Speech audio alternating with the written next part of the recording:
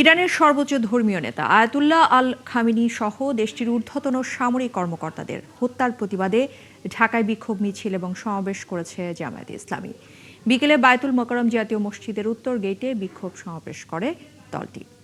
এ সময় জামায়াত নেতারা যুক্তরাষ্ট্র এবং ইসরায়েলের নগ্ন হামলার তীব্র নিন্দা জানান।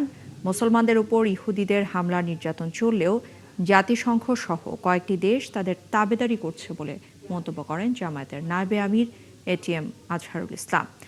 ইসরায়েল যুক্তরাষ্ট্র জোট ইরানে হামলা বন্ধ না করলে বাংলাদেশ থেকে পণ্য বয়কটের হুঁশিয়ারি দিয়েছেন তারা। আর ইরানের উপর ইসরায়েল এবং যুক্তরাষ্ট্রের হামলাকে গণতন্ত্র এবং মানবতার উপর হামলা বলেও মন্তব্য করেন জামায়াতের নেতারা। মুসলিম বিশ্বকে ঐক্যবদ্ধ হয়ে ইসরায়েল এবং তাদের মদতদাতাদের বিরুদ্ধে প্রতিরোধ করে তোলারও আহ্বান জানান। এই হামলা শুধু মুসলিম বিশ্বের মুসলমানদের বিরুদ্ধেই নয়, এই হামলা গণতন্ত্রের বিরুদ্ধে, এই হামলা মানবাধিকারের বিরুদ্ধে, এই হামলা মানবতার বিরুদ্ধে, এই হামলা জনগণের প্রতিষ্ঠিত সরকারের বিরুদ্ধে।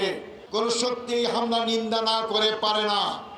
জামায়াতে ইসলামীর পক্ষ থেকে আমরা তার তীব্র নিন্দা এবং ক্ষোভ প্রকাশ করি এবং তার বিরুদ্ধে সারা বিশ্বকে এগিয়ে আসার জন্য উদাত্ত আহ্বান জানাচ্ছি।